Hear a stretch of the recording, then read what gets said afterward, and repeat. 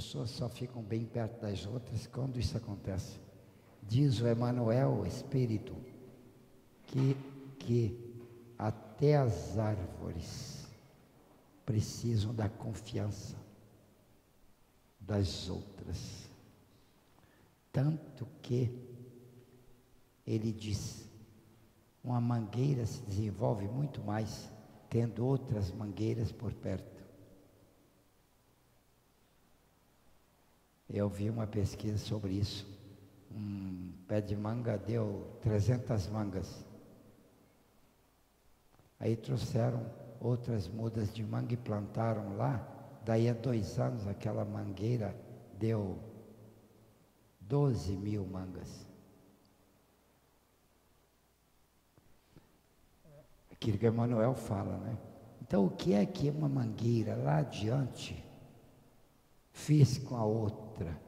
Não foi polinização, porque a polinização é feita pelas abelhas e elas trazem pólen de longe, de onde for preciso. Então diz Emmanuel que não é vibração mesmo, é apoio. Mas apoio? Um vegetal apoiar o outro. Eu não sei explicar isso. Eu não sei explicar tanta coisa. Eu não sei explicar nem porque a água pode ser limpa e pura e não fazer mal à saúde. Eu não sei por que a água pode desidratar uma pessoa. Não sei explicar. Basta ter tensão superficial alta, desidrata. Quer dizer que a água boa precisava ter características que a gente nem sabe pronunciar o nome.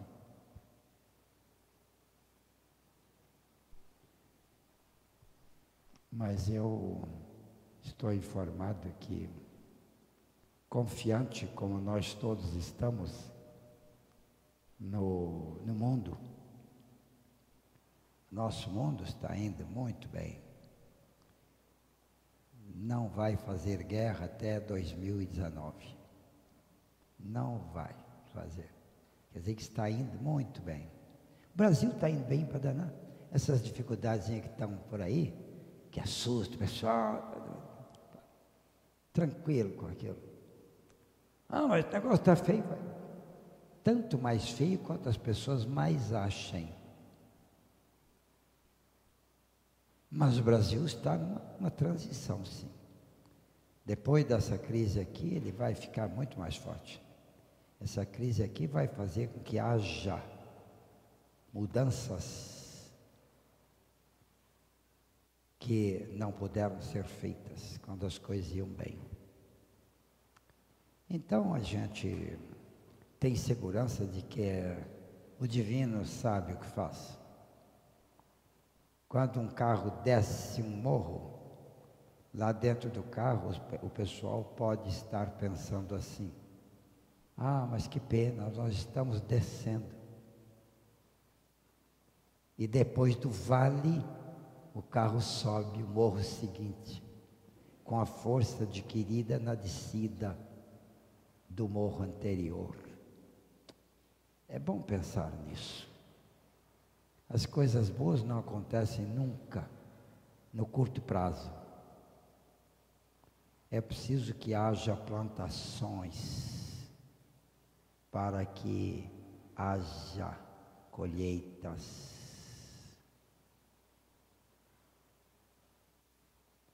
É preciso que aconteçam coisas ruins para que decorram coisas boas. Então não deixe o seu coração pulsar de medo na hora que o pessoal da mídia fica divulgando as más notícias e arregalando os olhos e assustando o povo.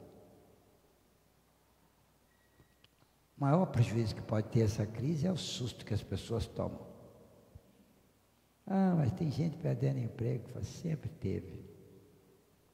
Perder emprego é ruim, sim. Mas ninguém perde emprego e passa um apuro danado por ser uma boa pessoa. A pessoa está acertando algum tipo de conta. Porque perder emprego dói mesmo. Muito. Mas conserta o sujeito.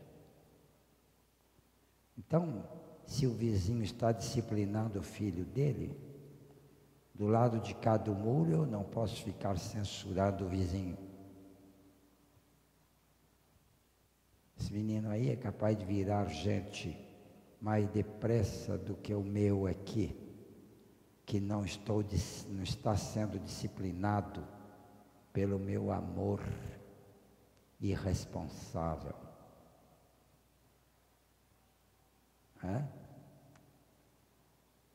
Então vamos abençoar e esperar. Deus age devagar, mas sem falta. E os projetos divinos são todos de plantação, amadurecimento e colheita.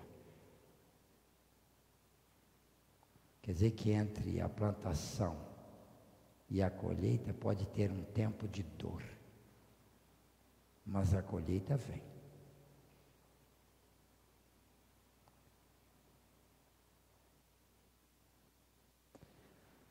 Vamos estudar um pouquinho de mediunidade. Eu quis fazer essa introdução só para jogar uma palavrinha de consolo para as pessoas que assistem televisão e leem jornais, a fim de que não fiquem assustadas. Se depender de você, trabalhe mais. Você só pode ajudar o Brasil trabalhando e orando. E não sentindo medo. Tem alguma pergunta aí marcada? Sim.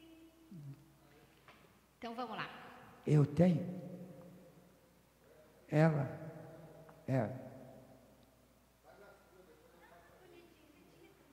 Ela pode fazer uma que eu posso demorar. Faz a sua primeiro.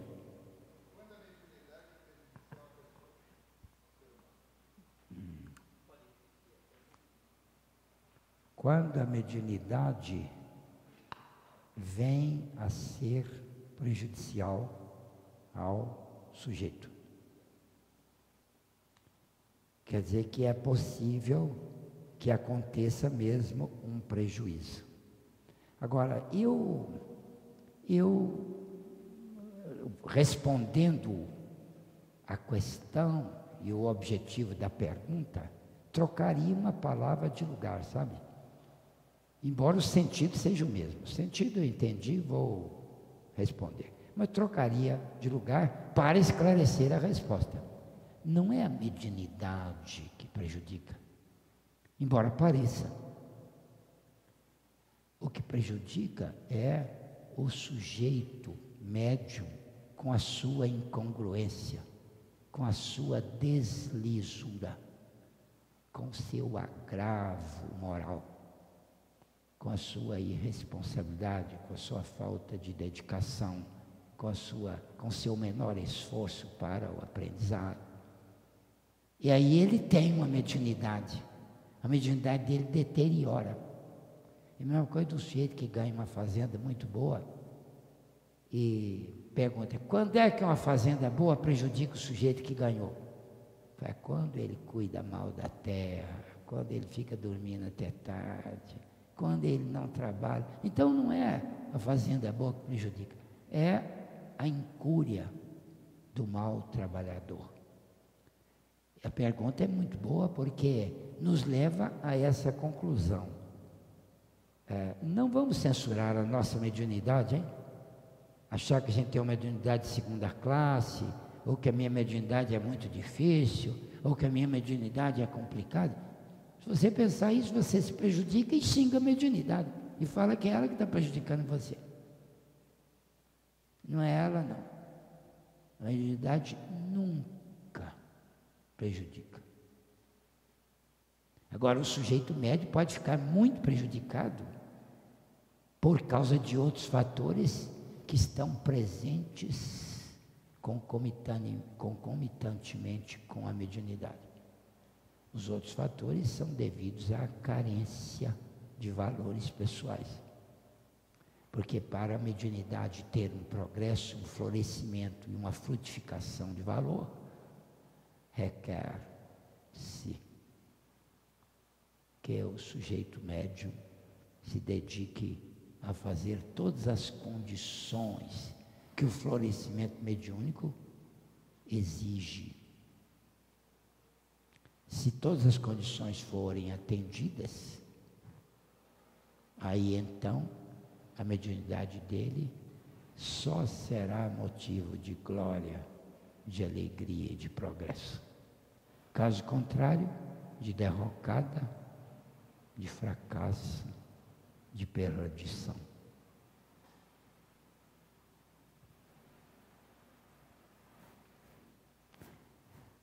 A sua.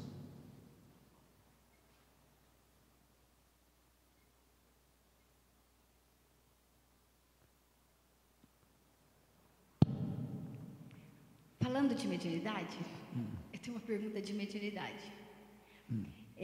A gente quer saber sobre a glândula pineal. A gente entende que ela seja o órgão comunicador da mediunidade. E a gente entende que mediunidade seja um sentido em desenvolvimento. Daí, geram dúvidas em relação aos dois componentes, onde um encontra com o outro. Assim como uma mente desenvolvida, uma mente iluminada, precisa de um cérebro correspondente, um cérebro também desenvolvido. Então, teria uma relação com a glândula pineal? Nesse caso, como é que ficariam crianças que têm episódios medianímicos, né? Veem coisas e depois desaparece isso? Isso tem a ver com a mediunidade? Onde estaria a causa, a ligação disso? Né? E mesmo adultos. Tem adultos que têm episódios medianímicos e depois equilibra isso e desaparecem esses episódios, ou não, persistem, né? E tem adultos que não tem nada. Então, nesse caso, a glândula pineal não é desenvolvida. Quer dizer, a gente fica tentando entender a função, a relação da glândula pineal com a mediunidade. Estava aqui pensando sobre como é que eu ia fazer com essa pergunta.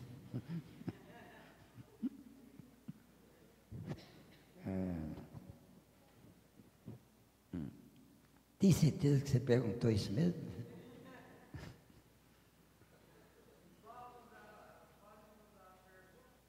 Pode mudar a pergunta?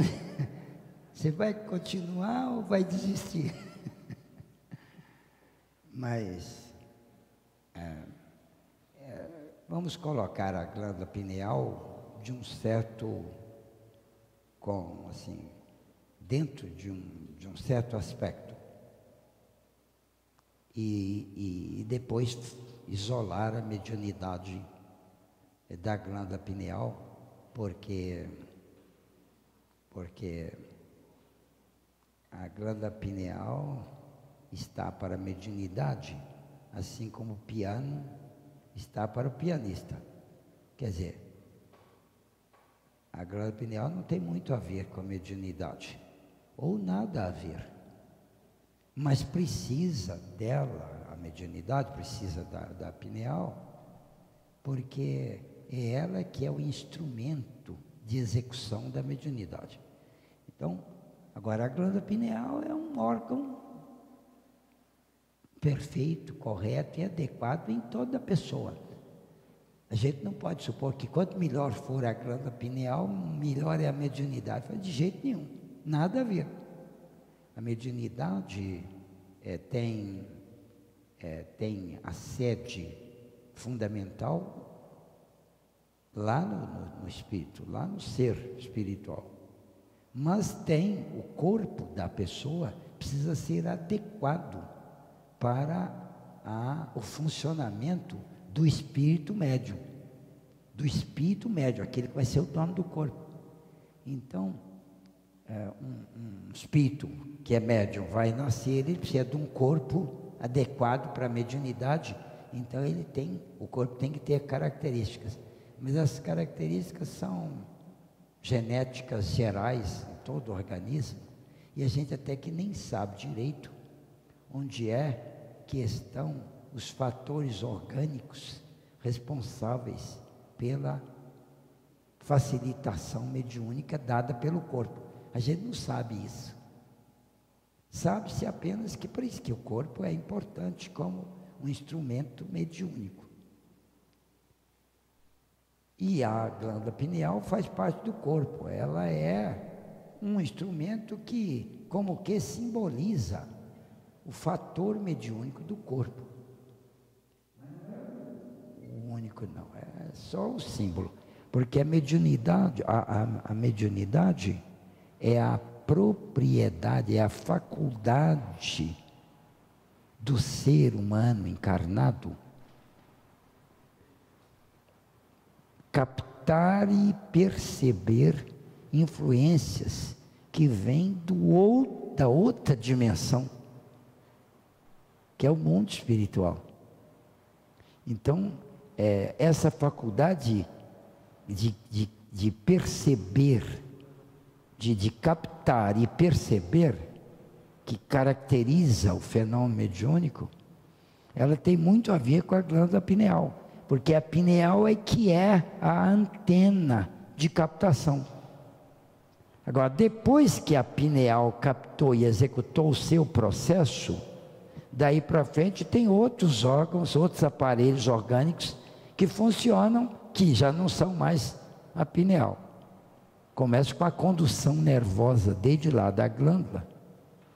Essa glândula é aqui assim, ó, para baixo, né?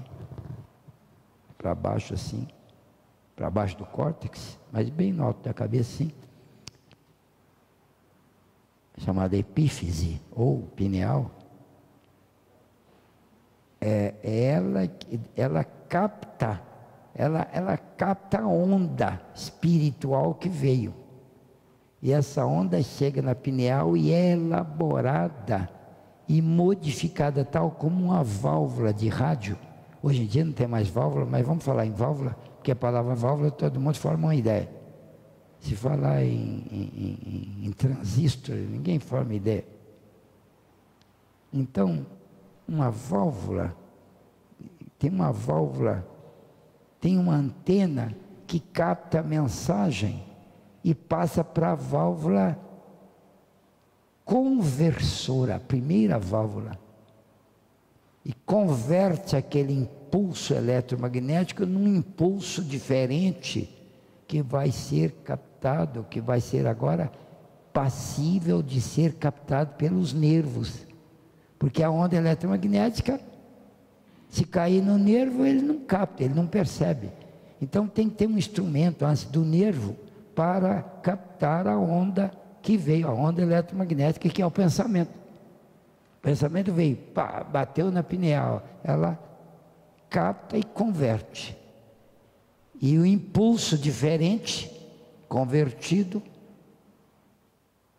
dentro da pineal mesmo, vai para uma outra parte óssea dela, e a pineal vai se ossificando na medida que o indivíduo cresce. E no começo ela não era osso, ela era cartilagem. Então ela vai se ossificando com a idade, à medida que a criança se transforma em adulto. E aí a válvula amplificadora também está dentro da pineal. Ela vem a conversora, vem a amplificadora, amplifica o impulso, captou, converteu, amplificou e agora transmite. A transmissão já é do nervo. A mensagem agora que está sendo transmitida, depois de convertida e amplificada, ela é transmitida e vai até uma parte do cérebro chamada órgão de Broca. E lá ela influencia essa área, e a área converte o impulso em palavras, não faladas, mas em palavras pensadas. E as palavras pensadas agora vão transmitir pelo nervo até o alto-falante da garganta, que converte as palavras pensadas em palavras sonoras. Então tem uma porção de órgãos aí, diferente da pineal, que funcionam todos. Agora, como é que é a história? Quer dizer que o pensamento do espírito é o que entra e vem cá? Fala assim, não. Isso aí é o pensamento do espírito dono do corpo. Ele que é o primeiro médium. O espírito dono do corpo recebe a onda eletromagnética do espírito fora do corpo, do espírito comunicador. Quer dizer que ele manda a onda e ela bate na mente do espírito dono do corpo. O espírito dono do corpo precisa mandar o pensamento para o corpo dele. E na hora que ele manda, é a pineal que capta. Quer dizer que a minha pineal capta o pensamento que eu, espírito, recebo, penso, crio. Eu penso. Então, se eu falei que vocês não fizessem essa pergunta, hein? Falei, não, faça a pergunta porque não tem jeito. Bom, a onda eletromagnética vem de lá assim, ó, né? Assim. Ela vem de lá e vai atingir aqui, ó. Ela vai atingir a pineal. Quer dizer que essa onda aqui, ó, que é o pensamento, ela vem do espírito dono do corpo. Então, este pensamento aqui que chega é o pensamento meu, eu sou o espírito. Então, aqui na pineal é que acontece a captação da mensagem, a conversão da mensagem e a amplificação da mensagem. E agora ela passa para frente. Ela vai no órgão de Broca. O órgão de Broca transforma aquele impulso lá em palavras, que vai para a laringe, para ser transformada o impulso de palavra em impulso sonoro, impulso de palavra agora, palavra pensada e palavra falada. Então isso aqui é o mecanismo como eu penso e falo, porque eu sou um espírito, e esse corpo aqui é o meu instrumento. Eu, quando penso, como é que o meu corpo fala? É por esse mecanismo aqui. Acontece que, e quando tem um outro espírito que vem e manda uma mensagem para mim, e eu capto, onde é que eu capto? Eu devo captar, vamos colocar um órgão aqui, ó. Não é, aqui não está geográfico não, aqui está só, né? Porque isso tudo é dentro do sujeito, é dentro do cérebro, dentro da cabeça do sujeito, né? Então digamos que isso aqui é o órgão de captação do espírito. Então a mensagem do outro espírito vem de lá e atinge aqui o meu órgão. Então ela vem aqui, ó, o pensamento do outro vem de lá, ó, e ele atinge aqui, ó.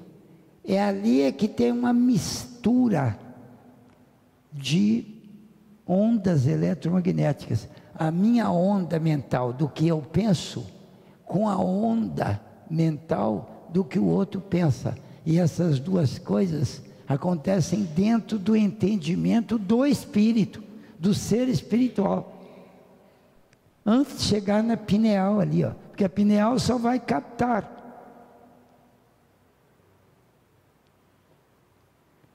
Então, quer dizer que quando chega aqui na pineal, a gente capta e tal, e nesse mecanismo, como aqui, ó, antes de chegar no órgão da palavra, no órgão de Broca, né, a mensagem chega na epífise, e depois da epífise, ela atinge o córtex cerebral. E o indivíduo toma consciência da mensagem. Quer dizer, para eu, espírito, poder entender, captar um pensamento, eu não preciso do cérebro. Eu preciso só da mente, que é do espírito lá. Agora, para eu falar com o meu corpo, eu preciso do cérebro. Então eu mando a mensagem e ela atinge o meu córtex, que é aqui, ó. Córtex, essa casca do cérebro, né, do lado de fora, chama córtex. É ali que é a sede da consciência.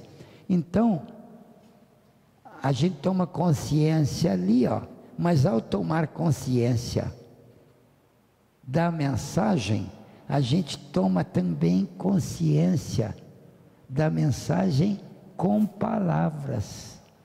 Quer dizer que o córtex instantaneamente percebe as palavras pronunciadas, porque a ideia é na língua da gente, né?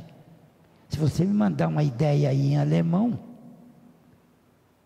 eu sou capaz de captar a ideia, mas não sei o que é que essa ideia está querendo dizer. Eu não tenho entendimento aqui para isso. Tanto que se eu tiver desencarnado ou desdobrado, e o sujeito falar em alemão comigo, eu falei, rapaz, não estou sabendo o que você está falando, não. Agora, se ele falar numa língua latina, italiano, francês, ou numa língua saxônica mais fácil, inglês, né? Aí eu entendo o que ele está falando. Mas castelhano, esperanto. Mas se você falar numa língua russo, por exemplo, hebraico, né, húngaro, sueco, como é que eu vou saber o que ele está falando? Eu não falo essas línguas. Então, quer dizer que eu não estou querendo entrar em muito detalhe aqui, como é que o indivíduo toma consciência e forma a palavra. Isso aqui vai dar mais complicação, eu vou deixar. Então,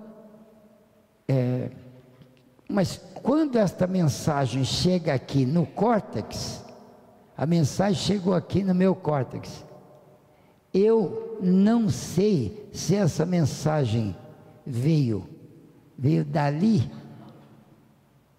do ser, ou daqui, ó, do ser espiritual que eu sou, ó, porque ela veio desse ponto aqui, ó. A mensagem do espírito misturou com a mensagem do que eu sei sobre o assunto, e agora a consciência que eu tenho é disso aqui. Isso aqui eu não sei se veio dali ou de lá. Então é por isso que os médiuns não sabem se aquilo que eles estão falando é ideia deles ou é ideia de algum espírito que chegou para eles. Eu mesmo, como médium, não sei o que é, de onde é que veio a minha ideia. Porque todo mundo recebe isso, todo mundo recebe, todo mundo é médium ali. Mas eu não tenho, eu estou fazendo uma palestra e ocorrem ideias e eu vou falando, para mim eu criei aquilo. Agora, muitas dessas ideias que eu estou falando, eu sei que não são minhas, porque surgem ideias dentro do que eu estou falando, que são boas, ideias que eu não tinha. Tanto que eu falo assim, ó, eu acho que é assim. Quer dizer, eu criei uma solução.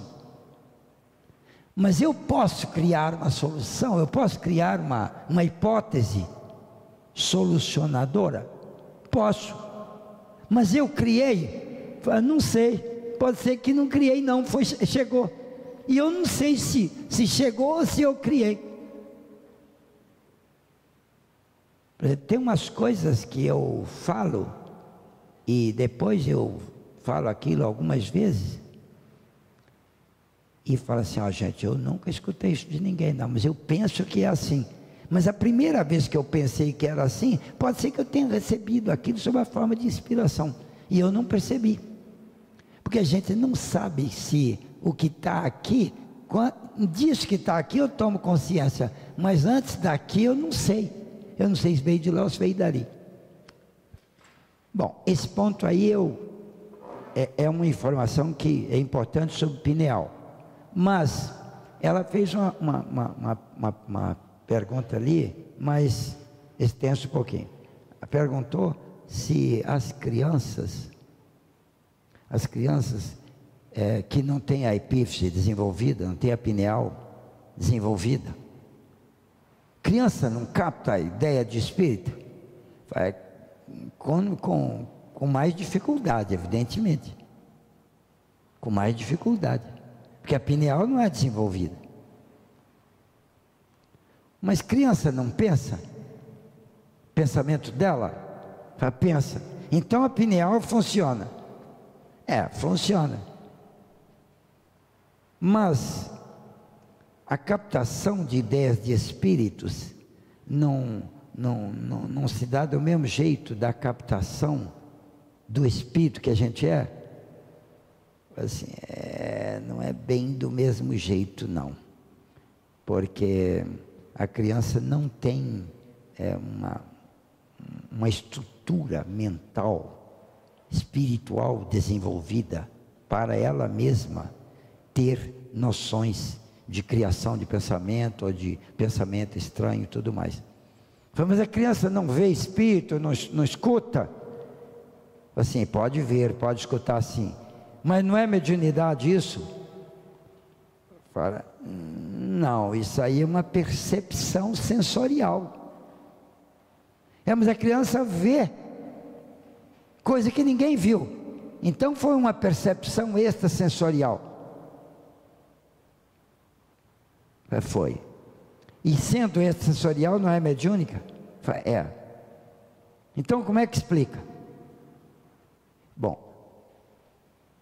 aí nós estamos falando de duas coisas. A criança vê e escuta. Isto é audição e vidência. Não é captação de pensamento. Esse mecanismo ali é para captação de pensamento. Para a captação de visão de espírito, não é esse mesmo mecanismo. A criança pode perceber por uma falha de movimentação, de função perispirítica. Ou seja, a criança não está muito ajustada ao corpo ainda. Toda criança não está. Antes de 7 anos, a criança não deu o primeiro...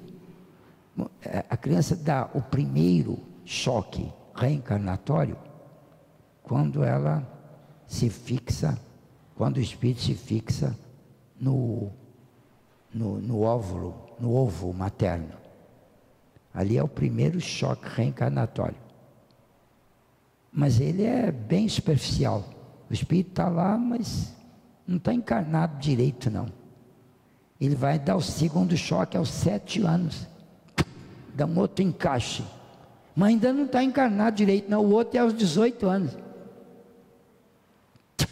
Aí reencarnou mesmo, 18 anos. Dia que você faz 18 anos, fala, opa, hoje eu reencarnei definitivamente.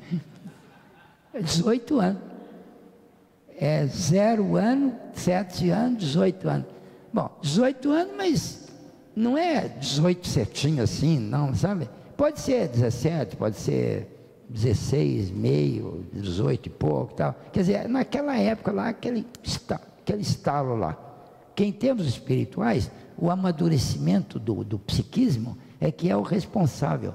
E o amadurecimento direitinho na fase dos 18 anos, não precisa ser no dia do aniversário, pode ser antes, pode ser depois.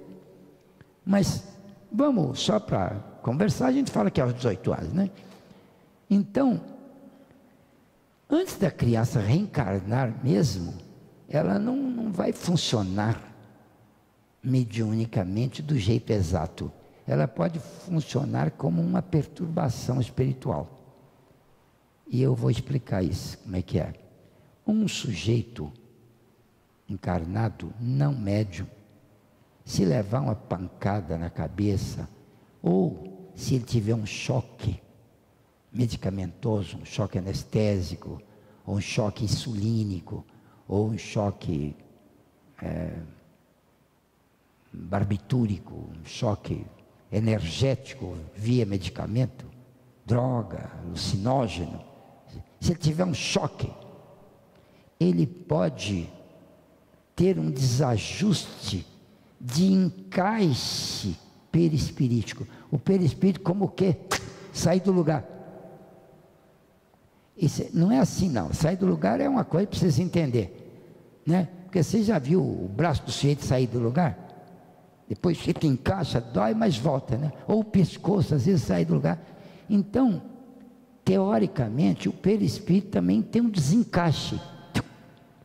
E se desencaixar o perispírito, vocês vão ler isso no livro dos domínios da mediunidade. Aquele sujeito que estava desdobrando, ele saiu do corpo, mas desencaixado. Ele saiu desencaixado, de modo que quando ele chegou do lado de fora do corpo, ele estava um lado amarelado e o outro lado azulado. Quer dizer, ele era azul de um lado e amarelo do outro. O perispírito dele. Quer dizer, estava desencaixado. O André Lima falou assim, nossa, o que é isso que houve aqui?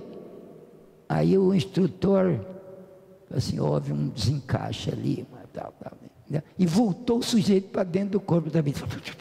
Igual uma fumacinha, né? Voltou tudo para o corpo, sumiu o sujeito lá, e depois desdobrou outra vez. Aí na hora que ele chegou lá fora, aí ele estava certinho. Ele estava com cor de gente. Porque antes ele era azul, sujeito azul. Então está lá.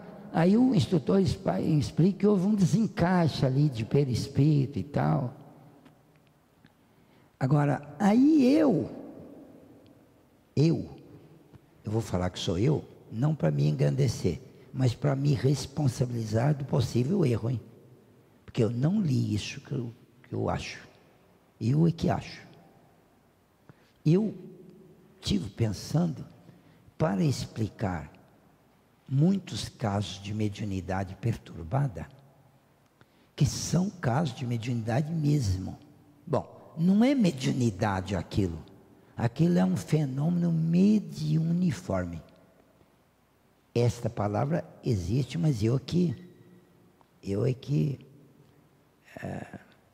que apliquei na mediunidade. Eu nunca li essa palavra em livro nenhum. Eu chamo de fenômeno mediuniforme. Quer dizer, aparenta mediunidade, mas não é. É um desencaixe do perispírito. Quando o médium, por meio de fatores, que pode ser até uma obsessão séria, uma perturbação, ou uma doença grave e tal, ele tiver um desencaixe de perispírito, ele começa a ver espírito, começa a escutar espírito, começa a incorporar espírito. Todo mundo chama isso de mediunidade. Mas não é mediunidade, é um fenômeno mediuniforme. A gente não sabe se é mediunidade ou não. De modo que quando chega um cara no centro espírita e conta para a gente que ele está muito perturbado, que ele está incorporando, que ele está vendo, que ele está escutando, que ele está sentindo e tal, todo mundo fala que é mediunidade, não é? Não é para falar que é mediunidade, não. Fala assim, ó, é um fenômeno mediuniforme. Pode ser mediunidade, sim. E pode não ser.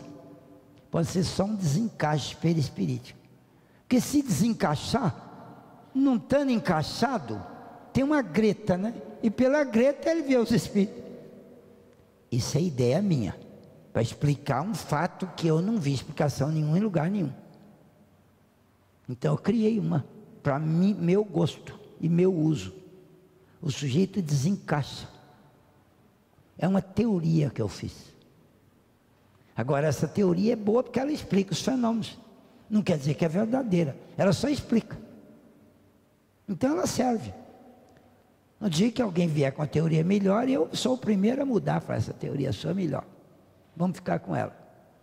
Mas enquanto ninguém aparece com teoria melhor, eu fico com a minha que explica. Na ciência isso é muito comum. Eu aprendi isso, a fazer isso em ciência. Os fenômenos luminosos foram assim. Os fenômenos de propagação da luz, de reflexão da luz, de refração da luz, são todos explicáveis por meio de uma teoria corpuscular da luz.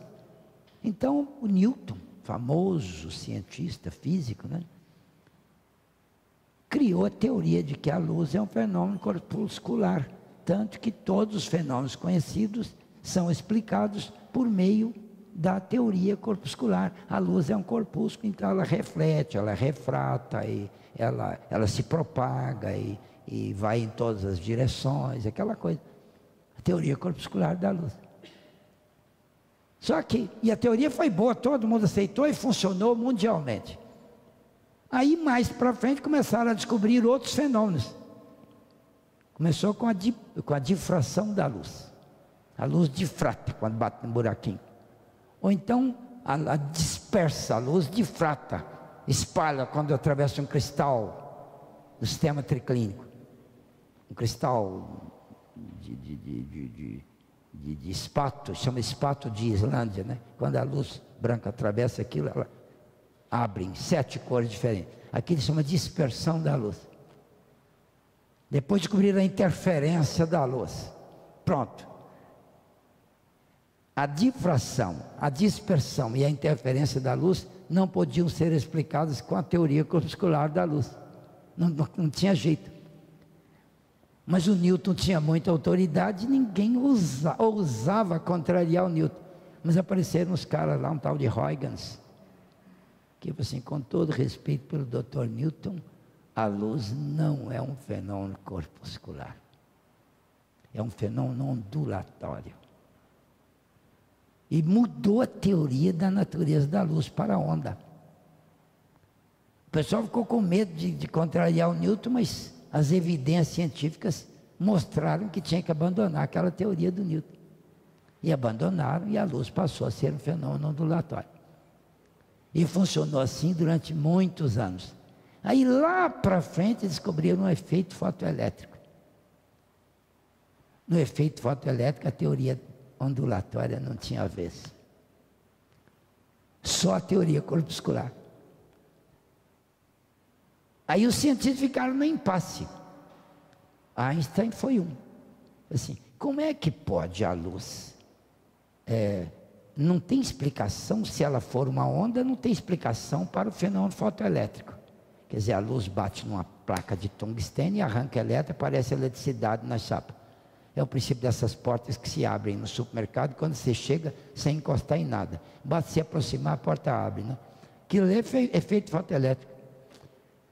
Pois bem, então, o efeito fotoelétrico mostra que a luz é corpuscular. Mas a luz não pode ser corpuscular porque não explica difração, nem dispersão, nem interferência, nem polarização.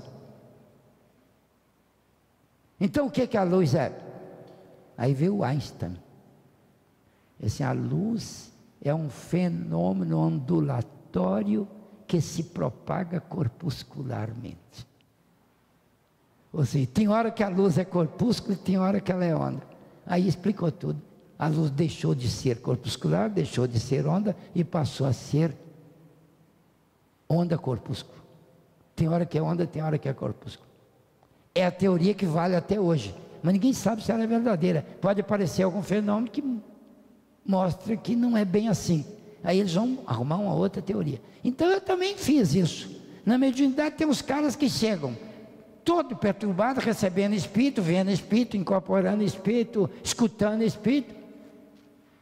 E a gente faz um tratamento neles, dá uns passos e tal, bota ele no centro, aquela coisa. Aí ele melhora e a mediunidade some. Nunca mais escuta espírito, não vê espírito, não sente espírito, não incorpora espírito, nada. O que houve com a minha mediunidade? A turma fala, sumiu, né? Os espíritos eliminaram a sua mediunidade. A mediunidade não é eliminável. Então o que houve? É que ele não tinha mediunidade, o que ele tinha era um desajuste, era um desencaixe perispirítico que aparentava a mediunidade porque dava fenômeno mediúnico. Então era um fenômeno mediuniforme, ou seja, em forma de mediunidade, mas não era mediunidade. Então essa teoria serve para mim, explica para mim como é que funcionam as coisas.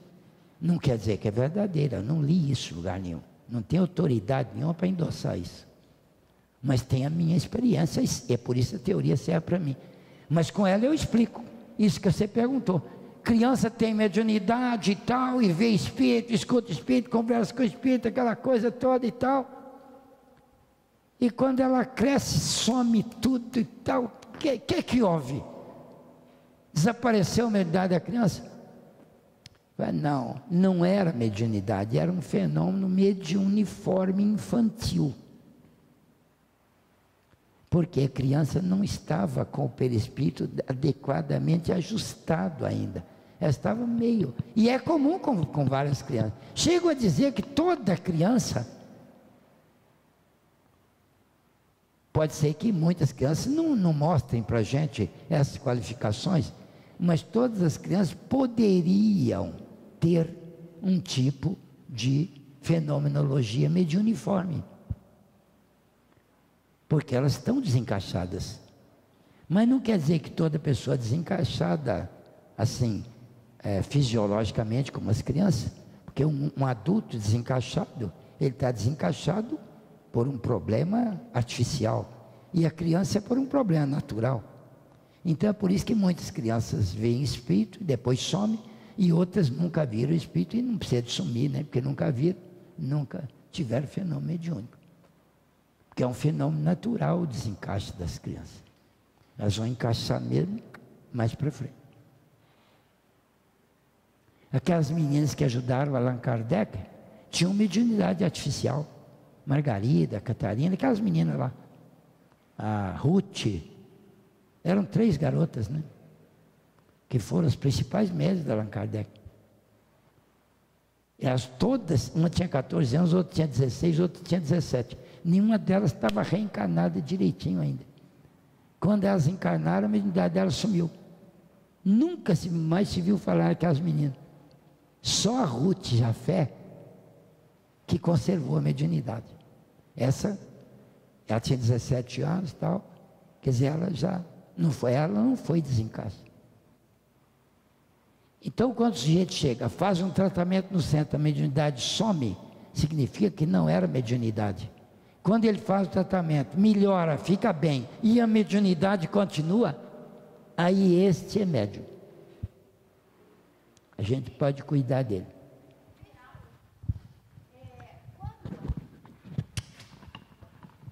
Aí ele ligou. Oi? Só tomando um drink. Não sabia que estava tão perto. Deixa eu pedir ajuda. E quando a pessoa ela demonstra estes desajustes, né? Sente mal, vê coisa, capta coisa e começa a participar de uma sessão mediúnica e não tem grandes manifestações, está só ali participando da atividade e não incorpora, não vê ali, só que aquela participação proporciona para ela um bem-estar danado. Ela reajusta e para de ver lá fora. Continua vindo no trabalho mediúnico, não tem manifestações, mas melhora. Para de vir, piora. É mediunidade artificial? É esse desajuste? Não, isso aí é um fato inventado. Né, não. Não é não, aí ó. É porque isso aí ó, é porque tem certas pessoas que possuem uma mediunidade de baixa intensidade. E aí tem uma outra teoria minha. Eu é que achei que é assim. A experiência me mostrou com os anos que certas pessoas têm mediunidade, mas a mediunidade é assim, ó. Varia de 0 a 100, né? a 100%. Então, todo mundo, se o indivíduo tiver a mediunidade aqui assim, ó, já é médium. Que quem tem 1% é médium fraco, mas é. Então, até por volta dos 30% mais ou menos, eu é que concluí isso, hein? Não li isso também não. O indivíduo não dá fenômenos mediúnicos importantes, ele não incorpora, mas se ele sumir do centro, ele perturba. Então, mas ele não dá, ele vai lá, então, eu chamei é por volta dos 30, não quer dizer que é 30, pode ser 25, pode ser 35 e tal, mas é aqui, por volta dos 30. Isso aqui eu chamei de limiar da função. Limiar da função. Quer dizer, daqui para cima, ele dá fenômenos que são mais visíveis, mais notáveis, até para ele. Daqui para baixo não dá. Ele próprio não rende, não tem o que fazer com a mediunidade. Mas ele tem. Porque ele fala, você não é médium, não, fica em casa. O próprio Allan Kardec escreveu sobre isso no livro dos médiuns, e ele fala assim, pessoas que aparentam um fenômeno mediúnico, mas ficam lá nas sessões durante meses e não saem daquilo. Então, ele fala assim, a minha sugestão está lá no livro dos médiuns, é que as pessoas parem com a mediunidade e vão cuidar de outra coisa. E ele fala assim, quem não tem voz não entra na escola de canto. Porque se ele gosta de cantar, mas ele não tem voz, então canta não, rapaz, vai escrever, vai falar, vai fazer alguma coisa, porque mediunidade você não tem. O Allan Kardec fala, livros médicos, você deve parar, depois de uns 3, 4 meses, não rendeu a mediunidade dele, cai fora, que seu negócio é outro. Mas esses sujeitos, eles podem cair fora da sessão sim. Allan Kardec não errou nada, né, gente? Nada que ele escreveu, nem isso que parece que foi erro, não foi. Porque o sujeito não é cair fora do centro, não, senão você perturba. Cai fora da sala mediúnica, mas fica lá no centro, aí não perturba. Trabalha no centro, faz uma coisa, faz outra e tal. Está tranquilo, equilibrou, ele progride. Porque mediunidade tem a ver, progresso da mediunidade tem a ver com o progresso do ser espiritual. Não há médium bom sem homem bom, diz Emmanuel. Então, não interessa para você, como é que você pode ser médium bom sendo um péssimo sujeito? Então, não é, no Espiritismo, nós associamos a mediunidade com o progresso moral. Porque não interessa para nós que o sujeito seja médium de qualidade e não seja moral. Mas pode. Você pode crescer com a mediunidade. Você pode ter uma intensidade acima do limiar, 50%, 60% de mediunidade, e ser um péssimo sujeito e vai servir ao mal. Mas para o Espiritismo não interessa esses caras. Interessa que você sirva ao bem. A mediunidade não é para você servir ao mal, é para você servir ao bem. Se você servir ao mal com a sua mediunidade, você adquire um débito horroroso com a estrutura do progresso espiritual do ser humano. Você não pode ser médium, ganhar dinheiro com a mediunidade, ficar rico, fazer um monte de coisa por aí. Serviu ao mal. Você tem que servir ao bem. A mediunidade está associada com a dignidade moral no Brasil. No Brasil é assim. Nos países não. Lá na Inglaterra o pessoal desenvolve a mediunidade e tem até preço para passe. É protegido por lei. $10 um passe. Ele dá passe e tal. É médium. Médium espírita chama. E cobra. E é profissional daquilo. Rodrigues, deixa eu só complementar. Desculpa insistir nisso. É que tem aparecido muitas perguntas para mim nesse sentido, e a hora que eu fico, por isso que eu estou querendo esclarecer. A pessoa, então, quando o doutor Odilon tem falado bastante de médiums passistas. Esses 30% ali de captação não seria, então, canalizado para um passe... Para captar energias transmissíveis. Porque quando a pessoa vai dar passe, né, aplica passe, ela relata essa melhoria, sabe, essa tranquilidade, um bem-estar que ela recupera. E na sessão mediúnica, não seria uma doação ali, um passe que ela estaria aplicando na hora do transe? André Luiz, no livro Desobsessão, ele coloca uma porção de gente na sala mediúnica. Mas médium psicofônicos, só 6. E os outros todos são médios não psicofônicos. E todos são médios. Ele fala. Tem um médio dirigente, tem um médio que dá o passe, tem um médio que busca água, tem um médico que acende a luz. Bom, estou exagerando um pouquinho. Mas qualquer coisa que o sujeito fizer lá, ele está a serviço de uma doação. Mas tem uma hora que está todo mundo concentrado, orando, e os médios não psicofônicos trabalham mediunicamente, tal qual os médios psicofônicos, com doação psíquica, com o desejo do bem,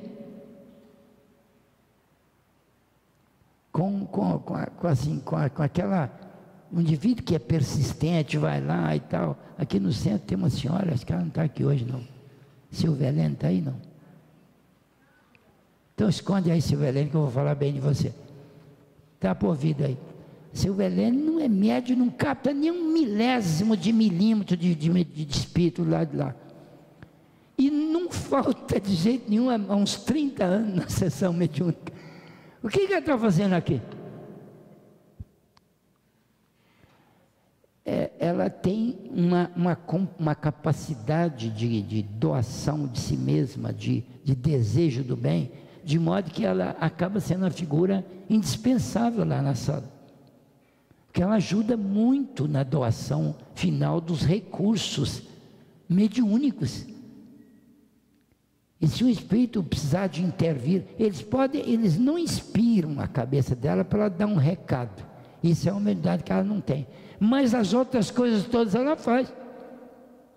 E os espíritos não valorizam mais um médium que fala do que um médium que vibra um afeto, um apoio, um carinho.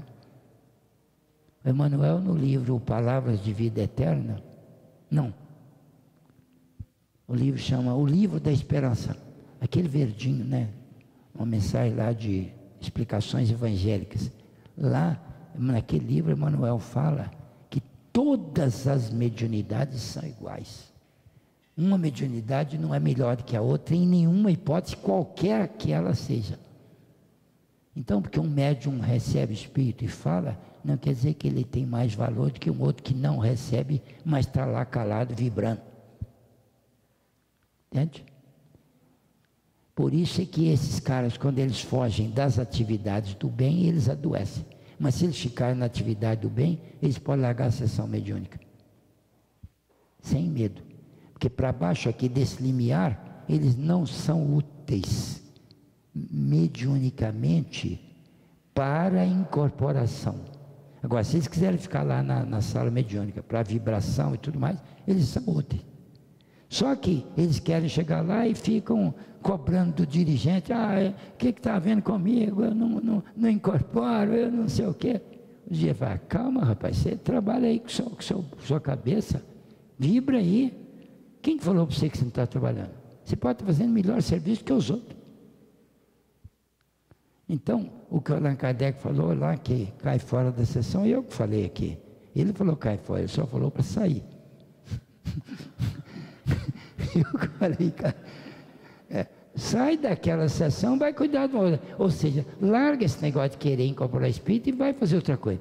Agora, se a sessão é montada em cima de gente que irradia para ajudar, eles são muito úteis. Aí eles devem ficar. Uma sessão for montada só para médium que fala, eles têm que cair fora mesmo. Ok? Gente, desejo a vocês uma ótima noite. Serviço de devoção, dedicação, sinceridade, humildade. E um beijo. Vão com Deus.